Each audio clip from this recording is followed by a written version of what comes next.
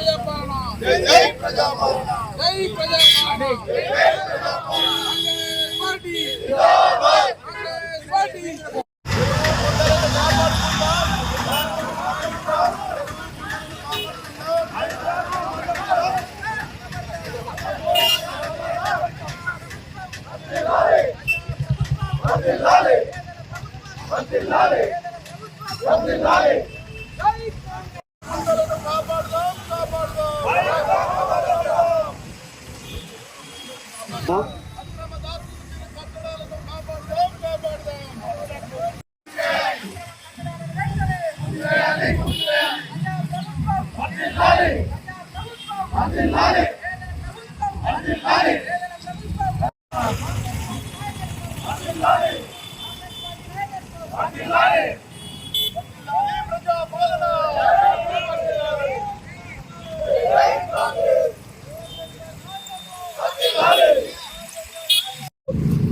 హుస్నాబాద్ పట్టణంలో కాంగ్రెస్ పార్టీ ఆధ్వర్యంలో సోదరులు సోదరిమణులు ఎలక్ట్రానిక్ మీడియా ప్రింట్ మీడియా అందరికీ నమస్కారం తెలియజేస్తూ రాష్ట్ర ప్రభుత్వం ఒక మంచి నిర్ణయం తీసుకున్నది, అందరం స్వాగతిద్దాం. మరి అక్రమంగా చెరువులలో కానీ కుంటలలో కానీ ప్రభుత్వ భూములలో కానీ నిర్మాణాలు చేసినట్టయితే మరి ఇప్పటికే హైడ్రా మరి కట్టిన వాళ్ళందరికీ పనిష్మెంట్ కింద పనిచేయడం జరుగుతుంది. మరి అంత దూరం రాకుండా స్వచ్ఛందంగా మరి అక్రమ నిర్మాణాలు ఏవైతే జరిగినాయో పార్టీలకు అతీతంగా ప్రతి ఒక్కరు కూడా ఏ పార్టీలో ఉన్నా కానీ బడా బాబులు కూడా అందరూ ఈ అక్రమ నిర్మాణాలను వదిలిపెట్టి మరి ప్రభుత్వానికి సాయం అందించాలని మరి సందర్భంగా తెలియజేస్తూ ఈ అవకాశం ఇచ్చిన మీ అందరికీ కూడా ప్రత్యేకంగా హైడ్రా పేరుతోని చేస్తున్న కార్యక్రమం ఏదైతున్నదో పేదవారికి సాధ్యమయ్యేది కాకుండా వాడు ఎవరైతే పెత్తందారు వ్యవస్థ బాగా బలిసిన వాళ్ళు అక్రమ కట్టడాలు కట్టి ఇవాళ దాన్ని కూలగొట్టే పని హైడ్రా తీసుకోవడం అంటే అది కాంగ్రెస్ ప్రభుత్వం రేవంత్ రెడ్డి గారికి సింహం మీద సామి లాంటిది. అది ఒక్కటే కాదు, సింహం మీద ఉండి స్వారీ చేసినట్టు ఇప్పుడు రేవంత్ రెడ్డి గారు ఒక హైదరాబాదే కాదు జిల్లా వ్యవస్థకు తీసుకురావాలి హైడ్రాను. అలాగే మండల స్థాయికి మారుమూల గ్రామం వరకు కూడా హైడ్రాను తీసుకుపోవాల్సిన బాధ్యత ప్రభుత్వం తీసుకోవాలని చెప్పేసి తెలియజేసుకుంటున్నాం. అదొక్కటే కాదు, గ్రామాలలో పట్టణాలలో ఎవరైతే పెత్తందారులు ఉన్నారో బాగా పెద్ద పెద్ద కుటుంబాలు బాగా ఆస్తిపరులు ఎవరైతే ఉన్నారో మాదే పెత్తనం సాగుతుంది అని చెప్పేసి చెరువులను కుంటలను కాలువలను కబ్జా చేసిన తీరు ఇవాళ జిల్లాలలో పట్టణాలలో మండల స్థాయిలో గ్రామ స్థాయిలో కూడా అదే పరిస్థితి ఉంది.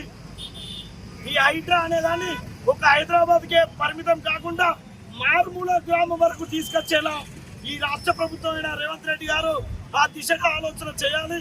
దీన్ని ఎలాంటి పార్టీలకు అతీతంగా అందరూ కలిసి హైడ్రాకు మద్దతు ఇచ్చి హైడ్రాకు కాపాడుకుంటూ ప్రభుత్వ ఆస్తులు ఏవైతున్నాయో వాటిని కాపాడుకునే దిశగా ప్రజలందరూ ఆలోచన చేయాలని తెలియజేసుకుంటూ ఈ అవకాశం హైదరాబాద్లో ఏదైతే జరుగుతున్నదో ముఖ్యమంత్రి రేవంత్ రెడ్డి గారు ప్రత్యేకంగా ఒక చట్టం తీసుకొచ్చి స్వతంత్ర హైదరాబాద్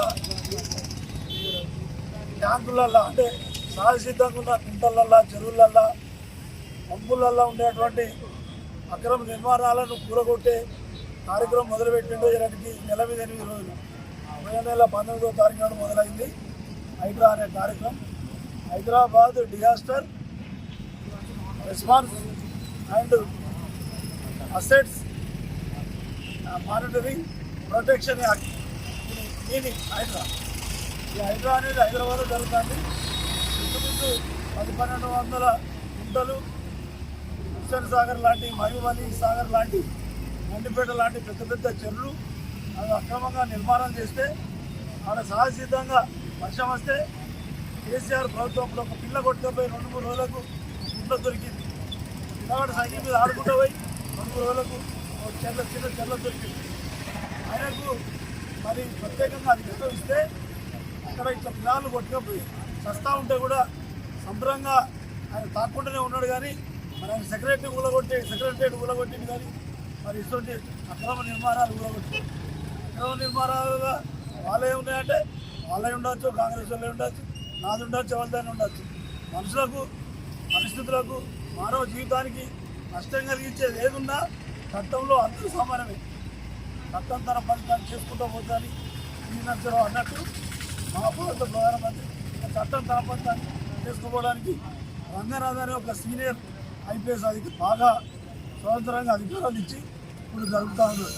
ఒక రోజుకు ఎన్నో ఇప్పటివరకు 320 కట్టడాలు కూలిపోయినాయని మనం టీవీలలో పేపర్లు చదువుతాను. ఇంకా వేలాది కట్టడాలు ఉన్నాయి. ఒకసారి మున్సిపల్ ఎన్నికలు అయినప్పుడు హైదరాబాద్లో 1 అంతస్తు 2 అంతస్తులు నీళ్ళు వస్తే సైకిల్ మోటార్లు, కార్లు బతుకమ్మ లెక్క రోడ్ల మీద నీళ్ళ మీద కుట్టుకుపోయారు. దానికి ఒక ఆయన ఈ కారు పోతే కారు ఇస్తాం, బండి పోతే బండి ఇస్తాం అని ఓట్లు అడిగేది. మనోళ్ళు పాపం ఓటేసారు. తర్వాత ఏమన్నాడు, ఇన్సూరెన్స్ ద్వారా ఇస్తా అని అన్నాడు. ఓడదాటినాక ఓడమల్లన్న తర్వాత అన్నట్టు మనము కాంగ్రెస్ ప్రభుత్వం అంటే ఖచ్చితంగా ఇచ్చిన మాట మీద వినబడుతుంది. హైదరాబాద్లో అక్రమ నిర్మాణాలు, వర్షాలు పడితే ఆ ప్రాంతాలు మునిగిపోయి మొన్న కూడా ఒక బస్సు 8 రోజుల క్రితం బస్సు సగం మొత్తం మునిగిపోయింది. అట్లా ఉండకుండా హైదరాబాద్లో చేద్దామని సీఎం రేవంత్ రెడ్డి గారు, కాంగ్రెస్ మంత్రివర్గం, రాహుల్ గాంధీ, సోనియా గాంధీ గారి ఆలోచనలతో, ఆశీస్సులతో చేస్తూ ఉన్నారు. మన మంత్రి గారు కూడా మన స్టేట్మెంట్ ఇచ్చింది. మన సాధించినప్పుడు ప్రభాకర్ ఏమని ఇచ్చిండు, ఇది హైదరాబాద్కే కాదు తెలంగాణ రాష్ట్రాల ఎక్కడ ఇట్లాగా హైదరాబాద్ లెక్క ప్రాబ్లం ఉన్నా మీరు కంప్లైంట్ ఇవ్వండి, కలెక్టర్కి ఇవ్వండి, ఆర్డీఓకి ఇవ్వండి, ఎంఆర్ఓకి ఇవ్వండి, తనకి ఇవ్వండి, పేపర్ స్టేట్మెంట్ ఇవ్వండి అని చెప్పిండు. కాబట్టి ఉస్మానాబాద్ కూడా హైదరాబాద్ లాంటి ప్రాంతంలో కూడా ఇప్పుడు మనం నిలబడ్డాం. ఇక్కడ ఏదైతే ఇగలకుంట తెగొట్టానో మార్కెట్ కట్టిరో 8 లక్షల వాటర్ ఇక్కడి నిర్మల్ లక్షల పంపు దాకా అటు ఇటు ఈ ఊళ్ళే మరి షట్టర్లు, దుకాణాలు కూడా మునిగిపోతుంది. సహసిద్ధంగా ఈ వాటర్ పోలీస్ స్టేషన్కి వెళ్ళిపోవాలి, అక్కడ పట్టెళ్ళుకుంటా, ఆ తర్వాత కొత్త చెరువు, ఆ తర్వాత కింద మధ్యలో వాడుకోవాలి. ఇది కూడా డిస్టర్బ్ అయింది.